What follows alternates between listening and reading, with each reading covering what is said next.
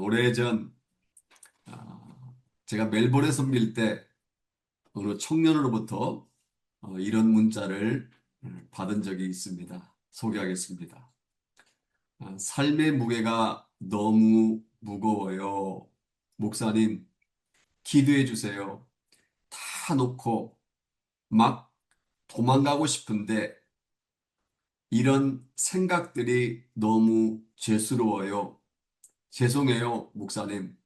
너무 바쁘실 텐데 이런 줏대 없는 투정을 점점점 그냥 기도 한마디 더 부탁드려요. 그 자매는 호주로 유학을 와서 힘들게 공부하면서 일을 하고 있었습니다. 그러다 보니 매우 고통스러운 삶을 살았습니다. 아무리 열심히 일을 해도 생활비와 함께 학비를 버는 것이 쉽지 않았습니다. 공부에만 전념하고 집중해도 따라가기가 벅찬데다가 거기다가 일까지 해야 하기 때문에 매일매일이 치열한 전쟁과도 같은 삶을 살아내고 있는 청년이었습니다. 그 청년 나름대로 교회에서 학생부 교사로 섬기고 청년부에서 리더로 열심히 활동도 하지만 믿음으로 버티려고 무진장 노력을 했지만 부모님의 도움 없이 호주에서 생존한다는 것은 말처럼 쉽지 않았던 것입니다. 그래서 삶의 무게가 너무나 무겁다. 다 포기하고 도망가고 싶다는 문자를 제게 보낸 것입니다. 그때 제가 뭐라고 문자를 보낸 줄 아십니까? 이렇게 보냈습니다. 아니야, 네가 철이 없는 것이 아니라 누구나 힘에 겨울 때가 있어. 그래서 우리에게 하나님이 필요하고 하나님을 찾게 되는 것이 아닐까? 목사도 힘들어 주저앉고 싶을 때가 있어. 사실 겉으로 드러나지 않아서 잘 모를 뿐 스스로 포기하고 싶은 마음은요, 모든 사람에게 찾아옵니다. 그렇기 때문에 모든 사람에게 comfort, 위로, encouragement, 격려가 필요한 것입니다. 존 맥스웰과 짐 도넌이란 사람은 영향력이라는 책에서 사람의 인내력을 측정한 실험 결과를 적어 놓은 적이 있습니다. 얼음이 가득 담긴 양동이 속에 사람이 맨발로 얼마나 오래 서서 버틸 수 있는지를 실험을 했다고 합니다. 그 결과 한 가지 요인이 작동이 되면 두 배나 더 인내하며 버틸 수 있다는 사실을 밝혀냈습니다. 그것이 바로 encourage, 격려였다고 합니다. 위로와 격려를 받은 사람은 그렇지 않은 사람보다 훨씬 오랫동안 고통을 참을 수 있었다는 실험 결과를 얻은 것입니다. 격려가 아무것도 아닌 것 같지만요, 사람의 마음에 에너지를 불어 넣어준다는 것입니다. 힘들고 고통스러운 터널을 지나가고 있을 때 누군가 준 따뜻한 위로 한마디에 용기가 생겨나기도 하고 좌절하고 절망하여 주저앉아 있고 싶을 때 누군가 준 따뜻한 격려 한마디로 인해 새로운 희망이 솟아오르기도 한다는 것입니다. 그래서 할 수만 있으면 우리는 다른 사람에게 함부로 말하기보다는 위로와 격려하는 말을 해야 합니다. 이 세상에 격려가 필요하지 않은 사람이 없기 때문에 우리는 서로서로가 격려자가 되어줘야 합니다. 그런데요, 이것은 다른 타인에게뿐만 아니라 나 본인에게도 동일하게 해당되는 말입니다. 우리는 다른 사람에게 함부로 말해서는 안 되지만 우리 스스로에게도 함부로 말해서는 안 됩니다. 누군가가 나를 격려해 주는 것이 중요하긴 하지만 내 자신을 스스로 격려하는 것은 더 중요합니다. 위로와 격려하는 사람들로 하여금 힘을 북돋아준다는 사실을 알면서도 사실 우리는 우리 자신에게 칭찬이나 격려가 유독 인색한 것이 사실입니다. 그런데요, 우리가 다른 사람을 위로하는 것 못지않게 우리가 우리 스스로를 위로하는 것이 필요한 것입니다. 스스로 끊임없이 격려하는 것이 중요합니다. 어느 글에서 읽었는지 기억이 나지 않는데 이런 글을 읽은 적이 있습니다. 자신을 격려하면 자신이 생긴다. 한자로 봐야지 제대로 이해할 수가 있습니다. 자신을 격려하면 자신이 생긴다.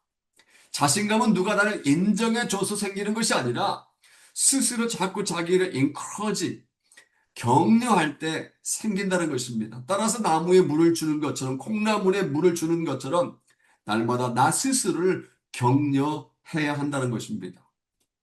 저는 오늘 우리가 읽은 본문을 가지고 스스로 격려해야 합니다. 스스로 격려해야 합니다는 제목으로 함께 말씀의 은혜를 나눌까 합니다. 영어로는요, calling이라고 하는데 한국말로는 부르심이라는 말이 있습니다. 부르심. 그런데 이 부르심에는 두 가지가 있습니다. 첫째로는 구원으로의 부르심, 둘째로는 사역으로의 부르심이 있습니다.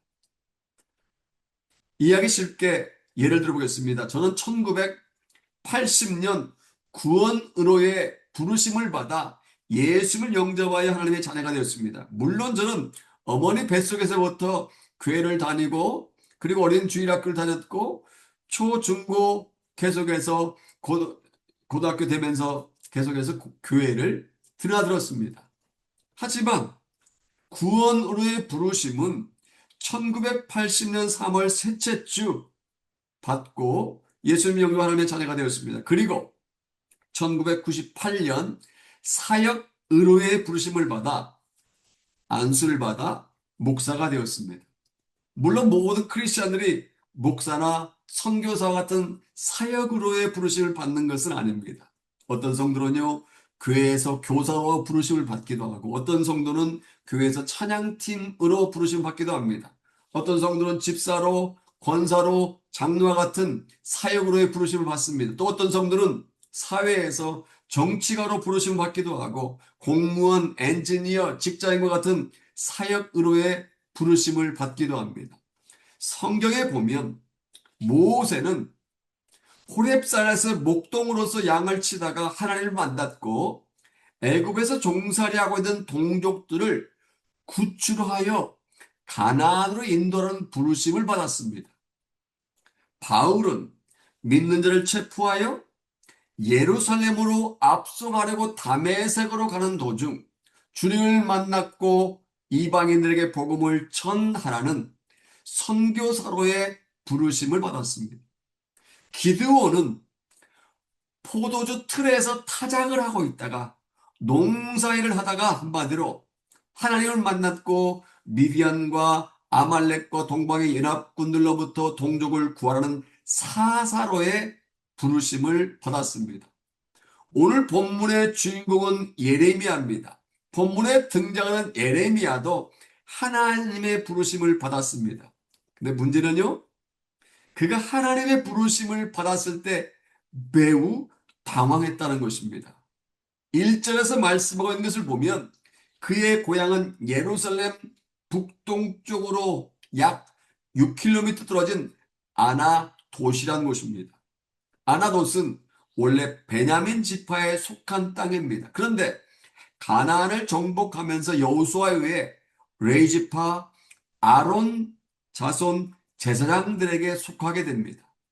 또한 그는 제사장 힐기야의 후손으로 태어났습니다. 추측컨대 제사장 자녀로 태어난 그는 어릴 때부터 율법으로 교육을 받았을 것입니다. 그리고 부모님과 주위로부터 나라와 민족을 위해 하나님을 위해 크게 쓰임받을 인물이 될 것이라는 기대를 받았을 것입니다. 요즘으로 쉽게 말하면 이렇게 표현할 수 있습니다. 그는 명문 가문의 아들로 태어나서 최고의 엘리트 교육을 받았고 앞으로 가문과 나라와 세상을 위해 큰 일을 위해 준비된 사람이라고 할 수 있을 것입니다. 그런데 정작 그 자신은 그렇지가 못했다는 것입니다. 그럼 자기가 하나님을 위해 큰 일을 할 수 있는 인물이 아니라고 스스로 생각했습니다. 요시야가 왕이 오른 지 13년이 되었을 때, 즉 주전 BC 627년이 되었을 때 하나님께 그에게 이렇게 말씀했습니다. 다 같이 5절 읽어볼까요? 같이 5절 읽겠습니다. 내가 너를 모태에 짓기 전에 너를 알았고 네가 배에서 나오기 전에 너를 성별하였고 너를 여러 나라의 선지자로 세웠노라 하시기로. 여기서 주목해야 할 말씀은 하나님께서 예레미야를 여러 나라의 선지자로 세우셨다 이 부분입니다. I appointed you as a prophet이라고 되어 있습니다. 누구의 프로펫? 누구의 선지자? 여러 나라들의 선지자. 이 부분이 중요합니다. 그런데 더 중요한 것은 그가 어머니 뱃속에서 잉태하기도 전에, 세상에 태어나기도 전에 이미 하나님께서 그를 구별하여 놓으셨다는 것입니다. 무엇을 위해 구별하여 놓으셨다고요? 이스라엘 나라뿐만 아니라 주위에 있는 여러 나라들을 위한 선지자로 이미 어머니 뱃속에 그가 있을 때부터 그를 이미 구별하여 선택해 놓으셨다는 것입니다. 하나님께서 이렇게 말씀하시면 어떤 반응을 보여야 합니까? 할렐루야, 영광입니다, 하나님. 저를 선제로 쓰신다니 감사합니다. 열심히 하겠습니다. 이런 반응이 나와야 되지 않겠습니까? 아니면 하나님 저같이 부족한 사람을 선제로 세우시다니 몸둘 바를 모르겠습니다. 제가 경험도 없고 배운 것도 짧고 여러 가지로 부족하지만 말씀에 순종할 테니 하나님 꼭 도와주십시오. 이러한 말을 해야 되는 거 아닙니까? 그런데 예레미야는요, 이와 정반대로 반응을 합니다. 다 같이 6절 말씀 읽겠습니다. 내가 이르되 슬프도소이다. 주 여호와여 보소서. 나는 아이라 말할 줄을 알지 못하나이다 하나. 선자로 부르심을 받은 예레미야의 첫 번째 반응은 슬퍼하는 것이었습니다. 그리고 이렇게 말했습니다. 나는 아이라 말할 줄 알지 못합니다. 여러분, 질문할까요? 하나님께서 예레미야를 잘못 보셨을까요? 어린아이처럼 말할 줄도 모르는 예레미야인 줄도 모르고 하나님께서 착각하셔서 그를 잘못 선택하셨을까요? 아닙니다. 하나님은요, 모든 것을 다 아시는 All knowing God, 전지하신 하나님이십니다. 그의 장점도 아시고요, 그의 단점도 아시고요, 그 모든 걸 아시는 하나님이십니다. 그런 하나님께서 예레미야를 부르셨다면, 선자로 쓰시겠다고 부르셨다면, 그에게 선자로서의 자질이 없는 것은 아닙니다.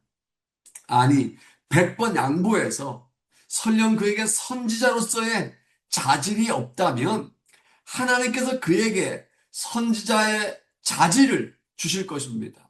당신의 일을 맡기면서 말할 줄 모르는 사람을 나 몰라라 하고 팔짱 끼고 구경만 하시겠습니까? 나 몰라라 하지 않으실 것입니다. 그가 선지자로서의 역할을 잘 감당할 수 있도록 책임져 주실 것입니다. 그럼에도 불구하고 예레미야는 자기가 말할 줄도 모르기 때문에 사람들에게 하나님의 말씀을 전할 수 없다고 말한 것입니다. 당시의 상황으로 볼 때 어느 정도까지는 그의 말이 이해가 되지 않는 것은 아닙니다. 어쩌면 하나님을 배반하고 죄를 저지르고 있는 이스라엘 백성들에게 그들의 죄악을 고발하는 일, 하나님의 심판을 선포하는 일, 이 자체가 예레미야에게는 매우 부담스러운 일일 수도 있습니다. 또한 바벨론이나 애국과 같은 강대국을 상대로 하나님 말씀을 선포하는 것은 매우 두려웠을지도 모릅니다. 또한 모압이나 에돔, 블레셋, 암몬과 같은 나라들은 비록 작은 나라였지만 이스라엘과 오랫동안 전쟁을 치른 나라들이었기 때문에 그곳에 가서 하나님 말씀을 전하는 것을 할 수만 있으면 피하고 싶었을 것입니다. 그래서 하나님의 부르심 앞에 주저하는 예레미야 행동이 어느 정도까지는 이해가 됩니다. 근데 문제는 그가 스스로를 안타깝게 여기며 슬퍼했다는 사실입니다. 예레미야가 나이가 어려서 나는 아이라, I'm a child, I don't know how to speak. 나는 말할 줄도 못합니다. 이렇게 말한 것이 아닙니다. 그는 어린 시절을 보내고 이미 청년의 나이가 되었기 때문에 I'm a child라고 말해서는 안 됩니다. 그럼에도 불구하고 나는 아이라, I'm a child라고 말한 것입니다. 이것은 그가 자기 자신을 어린 나이로 생각할 만큼 심한 열등감에 빠졌다는 것을 의미합니다. 안데르센 동화 중에 미운 오리 새끼 이야기에 대해서 아시는 분이 계실 것입니다. 백조알 하나가 많은 오리알들 속에 함께 섞여 있다가 부화를 하게 되었습니다. 그래서 백조 새끼는 오리들 틈에 끼어서 자라갑니다. 오리 새끼는 키가 작달막하고 털에 기름이 흐르고 아주 다부지게 생긴 반면에 백조 새끼는 못없이 껑충하고 털은 까칠까칠하고 생김새는 아주 볼품이 없었습니다. 그래서 오리 새끼들은 그 백조 새끼를 조롱했습니다. 네 조상은 어떻게 생겼길래 너 같은 것이 태어났니? 털은 까칠까칠하고 다리는 막대기처럼 길고 참 한심하게 생겼다. 라고 비웃었습니다. 백조 새끼는 스스로 자신을 모아도 그 사실을 인정할 수밖에 없었습니다. 그러던 어느 날 하늘에서 백조떼가 호숫가로 사뿐히 내려와 보기 좋게 앉았습니다. 하얀 털과 날씬한 몸매 멋지게 내려앉은 그 자태가 너무나도 아름다웠습니다. 순간 그 모습을 본 백조 새끼는 자신이 너무나 초라해서 그만 눈물을 흘리며 울고 말았습니다. 자기가 바로 그 백조 새끼인 줄도 모르고 말입니다. 자신이 얼마든지 그렇게 하늘을 나는 멋진 백조가 되는 줄도 모르고 그는 슬퍼한 것입니다. 사람이든요, 짐승이든요, 자신의 가치를 모른다면 이처럼 불행한 삶을 살 수밖에 없다는 것을 이 안델센 동화가 우리에게 교훈하고 있습니다. 본문에 보면 안타깝게도 예레미야는 자신의 value, 가치를 알지 못한 것입니다. 그래서 하나님께서 그를 선제로 부르셨을 때 I'm a child. I don't know how to speak. 나는 아이라 말할 줄도 모릅니다. 라고 슬퍼한 것입니다. 그러니까 예레미야는 슬프도소이다라고 탄식할 만큼 매우 낮은 자존감을 가지고 있었던 것입니다. 여기 자존감이란 영어로 self-esteem이라고 하는데 이 말은 자존중이라는 뜻입니다. 자존감이 낮다는 것은 스스로 자신을 열등하게 생각하는 것을 의미합니다. 스스로를 부족하다고 느끼다 못해 아예 자신의 가치를 무시하는 것을 말합니다. 낮은 자존감은요, 우리를 절망에 만들고 우리의 인생을 실패로 이끌어갑니다. 그런데 우리가 알아야 할 것은 사탄은 교묘하게 우리의 자존감을 약하게 만든다는 사실입니다. 사단은 도적질하고 죽이고 멸망시키는 일을 합니다. 사단이 우리를 죽이고 도적질하고 멸망시키는데 사용하는 치명적인 무기 중에 하나가 바로 이 낮은 자존감입니다. 사단은 우리의 자존감을 약하게 만들어서 항상 의심하게 만들고 스스로 절망하게 만들고 다시 일어나지 못하도록 해서 우리를 무너뜨리려고 합니다. 사랑하는 여러분, 우리는 사단에게 속아서는 안 될 줄로 믿습니다. 사단은 계속해서 우리에게 낮은 자존감을 심어서 우리로 하여금 잠재력을 발휘하지 못하게 합니다. 대인관계를 제대로 하지 못하게 합니다. 하나님의 일을 방해합니다. 그러므로 우리 마음에 낮은 자존감을 심어주는 사단의 시험에 넘어가지 않기를 바랍니다. 뭔가를 새롭게 시작할 때 자신의 나약함을 바라보기보다 나를 통해 역사하신 전능하신 하나님을 바라보시기를 주님의 이름으로 축복합니다. 본문으로 다시 돌아와서 본문을 보면 나는 아이라 말을 할 줄도 못하나이다 라고 하며 슬퍼했습니다. 예레미야가 그렇게 슬퍼하자 하나님께서 그에게 매우 중요한 말씀하십니다. 다 같이 7절과 8절 말씀 함께 읽겠습니다. 여호와께서 내게 이르시되 너는 아이라 말하지 말고 내가 너를 누구에게 보내든 너는 가며 내가 내게 무엇을 명령하든 너는 말할지니라. 너는 그들 때문에 두려워하지 말라. 내가 너와 함께하여 너를 구원하리라. 나 여호와의 말이니라 하시고 예레미야가 자꾸만 나는 아이입니다. 나는 어린애입니다. 말할 줄도 못합니다라고 말하자 하나님께서 예레미야에게 아니다. 너는 아이가 아니야. 어린애가 아니란 말이다. 내가 무슨 말 하든지 그대로 전하기만 하면 돼라고 말씀하십니다.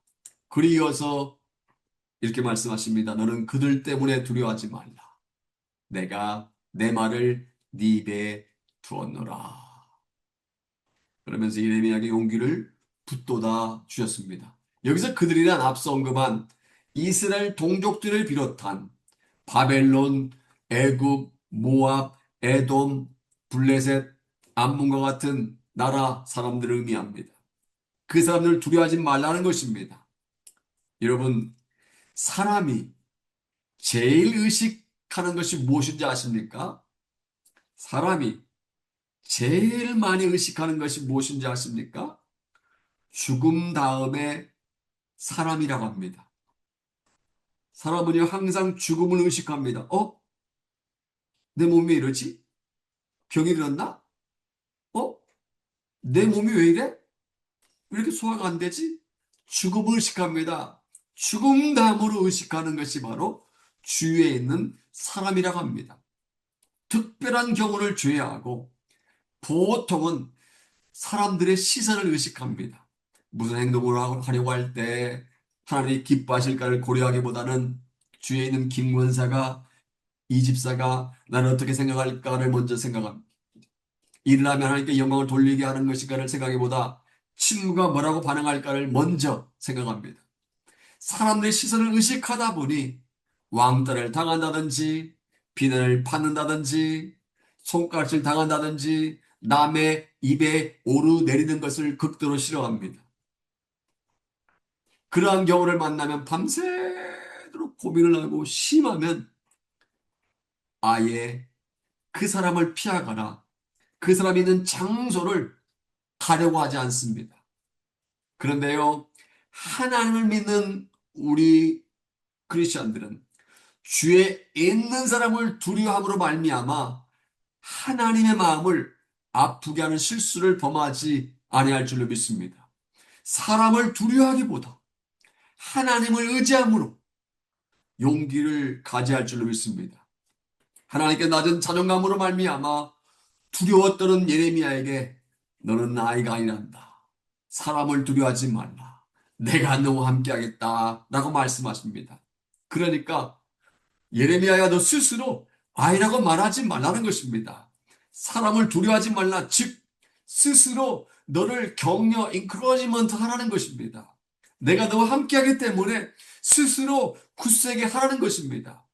그런데요, 하나님께서 지금으로부터 2600년 전에 활동하던 예레미야에게 하신 말씀이 사실은 오늘을 살아가는 우리에게도 동일하게 해당되는 말씀이라는 사실 아십니까?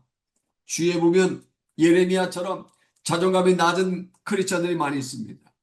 믿지 않는 세상 사람들은 그렇다 쳐도 이미 예수 믿고 구원받아 하나님의 자녀가 됐음에도 수많은 크리스천들 가운데 자기 자신에 대해서 못마땅하게 여기거나 낮은 자존감과 열등감으로 말미암아 허우적거리는 사람들이 많이 있습니다.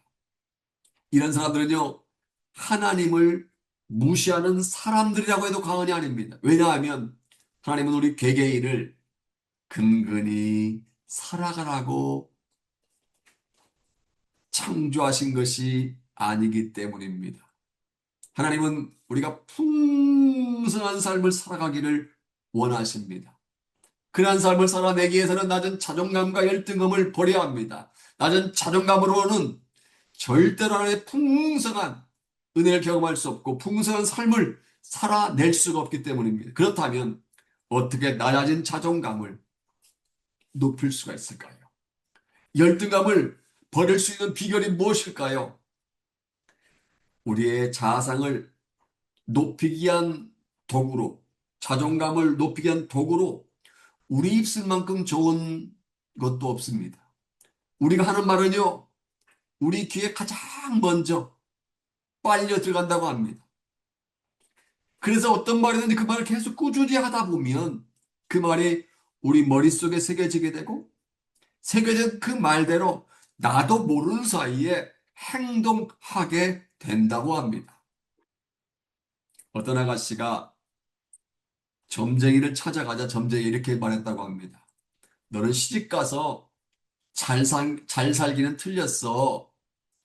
이 아가씨는 좋은 일이 생겨도 언젠가는 틀려질 거야. 잠시 잘 되는 것뿐이야. 라고 항상 생각합니다. 일이 조금만 풀리지 않아도 맞아. 그 점쟁이가 맞았어. 난 틀렸어. 내 인생은 틀렸어. 라고 말했습니다. 결국 그가 가진 폐인이 되었다고 합니다. 저는 이것이 바로 말의 힘, 말의 능력을 보여주는 이야기라고 생각합니다. 이 원리는요, 다른 사람이 나에게 하는 말뿐만 아니라 내가 나에게 하는 말에게도 해당되는 원리입니다. 말의 능력, 말의 힘은 다른 사람이 나에게 해주는 말뿐만 아니라 내가 나에게 해주는 말에게도 똑같이 적용됩니다. 2016년 브라질 리우올림픽 펜싱 경기에 한국의 박상영이라는 선수가 출전했습니다. 당시 박상영 선수는 거의 패배가 눈앞에 어른거렸음에도 결승전 3라운드가 시작되기 전 계속해서 이렇게 중얼거리는 것이 TV 중계에 포착되었습니다. 할 수 있다, 할 수 있다, 할 수 있다, 할 수 있다. 셀프 스피킹을 한 것입니다. 펜싱 경기 무례 아닌 어느 누가 봐도 패배는 거의 확정적이라고 해도 과언이 아닌 상태였습니다. 그런데도 그 선수는 끝까지 포기하지 않고 셀프 토킹, 스스로 자기에게 말한 것입니다. 할 수 있다, 할 수 있다, 할 수 있다. 결국 반복해서 말한 대로 그 선수는 한국 올림픽 역사상 최초로 펜싱 종목 에페 경기에서 금메달을 따서 펜싱 영웅이 되고 말았습니다. 그리고 귀국한 후에는 각종 상품의 광고 모델이 되어서 전국에 할 수 있다는 열풍을 불러 일으킨 적이 있습니다. 이게 바로 말의 힘, 말의 능력, 셀프 토킹의 힘, 셀프 스피킹의 힘인 것입니다. 최근 신경의학계에서 뇌 속의 언어 중추신경이 모든 신경계를 지배하고 있다는 사실을 발견했다고 합니다. 그래서 이것을 치료에 적용하게 되었는데 그 방법을 바로 언어치료법이라고 합니다. Word Therapy. 언어치료법이라고 합니다. 환자로 하여금 하루에 두세 차례 일정 시간 동안 언어치료법을 시행하면 탁월한 효과가 나타난다는 사실을 발견한 것입니다. 예를 들어보겠습니다. 만약 당뇨병 환자라고 가정하겠습니다. 그러면 나의 혈당치는 정상이 되고 있다. 나의 혈당치는 정상이 되고 있다. 나의 혈당치는 정상이 되고 있다라고 반복해서 10분 정도 말하게 하겠답니다. 그러자 혈당치가 놀랍도록 어느 시점이 되니까 정상이 되랍니다. 미국의 위스콘신 주의 한 병원에서는 말기암 환자에게 언어 치료법을 적용했다고 합니다. 3주 후에 진통이 말끔히 사라졌고 나중에는 암의 흔적도 없이 사라졌다는 임상보고가 나왔습니다. 이처럼 말에는 권세와 능력이 있는 줄로 믿습니다. 그러므로 할 수만 있으면 힘들어 죽겠다, 답답해 죽겠다, 어려워 죽겠다, 배고파 죽겠다, 더워 죽겠다, 추워 죽겠다 이런 말을 버려야 합니다. 그런 부정적인 말 대신에 스스로에게 믿음으로 축복하고 믿음으로 격려하는 말을 해야 할 줄로 믿습니다.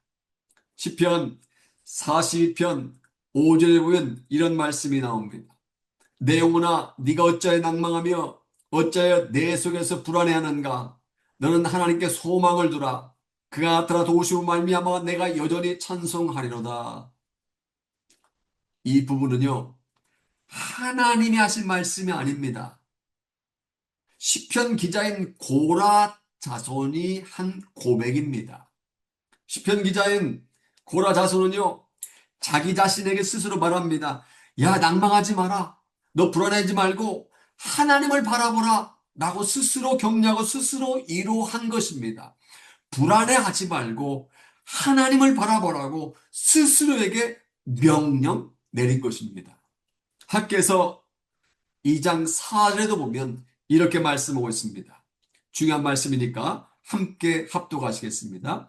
그러나 여호와가 일어나 수룹바벨아 스스로 굳세게 할지어다.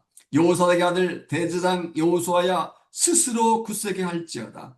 여호와의 말이니라. 이 땅 모든 백성아 스스로 굳세게 하여 일할지어다. 내가 너희와 함께하노라. 만군의 여호와의 말이니라. 이 말씀에 의하면 세 종류의 대상이 나옵니다. 첫 번째는 수룹바벨입니다. 수룹바벨 누구입니까? 바벨론에서 동족들을 이끌고 1차로 포로 귀환한 지도자 수룹바벨에게 하나님께서는 스스로 굳세게 할지어다라고 말한 것입니다.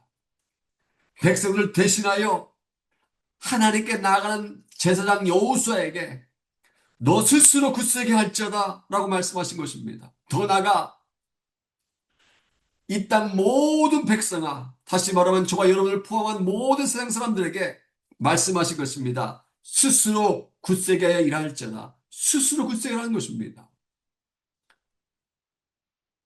무슨 의미입니까? 용기를 가지라는 것입니다. 자신 있게 살라는 것입니다. 그리고 스스로 격려하며 스스로 위로하며 스스로 힘을 내며 살아가라는 것입니다. 2003년 노벨 평화상을 수상한 시린 에바디는 이란 출신의 인권 운동가입니다. 그는 이렇게 말했다고 합니다. 나는 아침마다 나 스스로를 격려합니다. 나는 아침마다 나 스스로를 격려합니다. 누구를 격려해요? 나는 나 스스로 날마다 아침마다 격려한다는 겁니다. 한때 세계 최고의 갑부였던 빌 게이츠는 부자가 된 피해를 묻는 기자들에게 이렇게 말했다고 합니다. 나는 매일 두 가지 말을 반복합니다. 그 하나는 왠지 오늘은 나에게 큰 행운이 생길 것 같다이고 다른 하나는 나는 무엇이 할 수 있다입니다. 또 유튜브에 굉장히 인기가 있는 차동엽 신부는 이렇게 말했다고 합니다. 희망을 말하라. 될 수 있는 대로 자주 떠벌려라. 희망을 글로 적어라. 가능하면 또박또박 반복해서 글로 적어라. 희망을 선포하라. 혼자 우물우물 속삭이지 말고 만천에 공포하라. 그것이 더 큰 성취의 파장을 일으킬 것이다. 나비 효과라는 말을 아실 것입니다. 나비 효과 이론이란 말이 있습니다. 중국에서 나비가 날개짓을 하면 그것이 점차 증폭되고 커져서 태평양을 건너와 미국에 이르면 허리케인이 된다는 것입니다. 나비의 날갯짓이 나중에는 커져서 허리케인을 일으키는 원인이 된다는 이론입니다. 나의 입에서 나오는 말이 점점 큰 파장을 일으켜 나중에 나의 인생에 큰 영향을 끼친다는 의미가 되는 것입니다. 여러분 무엇 때문에 불안해 하십니까? 어떤 장애물이 여러분들의 앞을 가로막고 있습니까?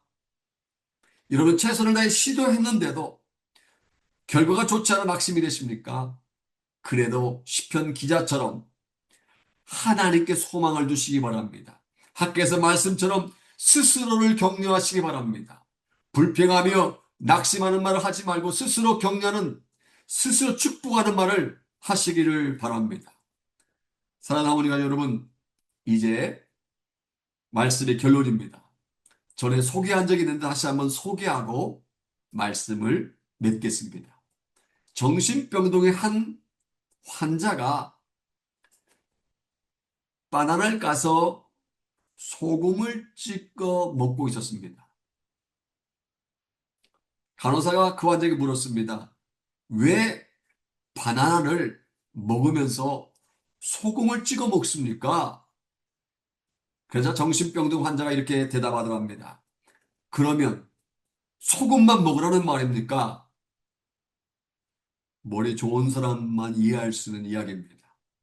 언뜻 들으면 도대체 정신병자가 무엇을 말하는지 이해가 되지 않습니다. 그런데요, 간호사와 정신병자가 각각 무엇을 주목하고 있는지를 알면 두 사람의 대화를 이해할 수 있습니다. 여러분, 간호사가 주목한 것이 무엇입니까? 바나나입니다. 반면에 정신병자가 주목한 것이 무엇입니까? 소금입니다. 그러니까 간호사와 정신병자가 대화를 하고 있었지만 말이 통하지 않았던 이유는 포커스, 대화의 초점이 달랐기 때문입니다. 간호사는 바나나에 초점을 맞춰서 대화를 했고 정신병자는 소금에 초점을 맞춰 대화를 했기 때문입니다. 이처럼 포커스가 다르면 초점이 다르면 진정한 대화가 이루어지기 어렵습니다.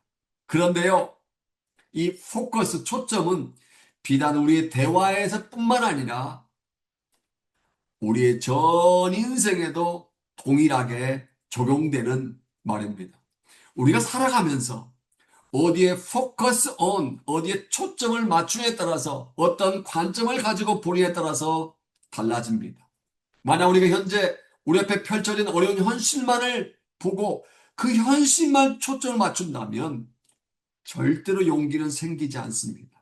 그러나 우리가 하나님께서 행하실 미래의 영광을 바라보며 그곳에 초점을 맞춘다면 절망의 상황 속에서도 용기를 낼 수 있는 것입니다. 우리가 읽은 본문에 등장한 예레미야는 한때 자기 자신을 제대로 알지 못한 채, 아니 자존감이 떨어진 채 스스로를 비하했습니다. 나는 아이라, I'm a child. 말할 줄도 못합니다. I don't know how to speak. 자기를 통해 일하실 하나님께 초점을 맞추기보다 언변과 자신감이 부족한 자기 자신에게 초점을 맞추다 보니 하나님의 부르심을 받고도 몹시 슬퍼한 것입니다. 그래서 하나님께서 뭐라고 말씀했습니까? 너는 아이라 말하지 말고, 너는 아이라 말하지 말고, 그리고 당신의 손을 예레미야의 입에 대신 후에 이렇게 말씀하십니다. 보라, 내가 내 말을 네 입에 두었노라.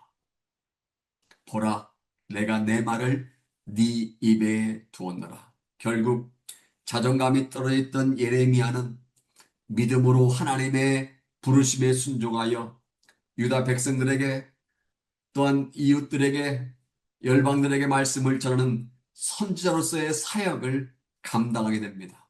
여러분, 스스로를 어떻게 대하십니까? 다른 사람이 우리를 격려해 주기를 기다리기보다 시편 기자의 고백처럼 우리가 우리 스스로를 격려해야 할 줄로 믿습니다. 주위에 있는 사람이 나를 굳세게 해주기를 원하기보다 김 집사가, 이 목사가, 정영재가 나를 격려해 주기를 원하기보다 굳세게 해주기를 원하기보다 학계서 말씀처럼 내가 내 스스로를 굳세게 해야 할 줄로 믿습니다. 요한복음 10장 10절을 보면 주님이 이렇게 말씀했습니다. 도둑이 오는 것은 도둑질하고 죽이고 멸망시키려는 것뿐이요 내가 온 것은 양으로 생명을 얻게 하고 더 풍성히 얻게 하려는 것이라. 여기 나는 주님 말씀하셨기 때문에 주님을 의미합니다. 주님께서는요 우리를 죄에서 구원해 주실 뿐만 아니라 구원받은 우리에게 풍성한 삶을 주시기 위해 2000년 전 이 땅에 오신 줄로 믿습니다. 그리고 십자가에 달려 돌아가신 줄로 믿습니다. 그러므로 다른 사람이 준 상처 때문에 고민하지 말고 주신 입술의 권세를 가지고 스스로를 격려하시기 바랍니다. 저한 상황이 어렵다고 한탄하지 말고 믿음으로 스스로를 격려함으로 말미암아 풍성케 하시는 주님의 손길을 체험하시기를 주님의 이름으로 축원합니다. 아멘.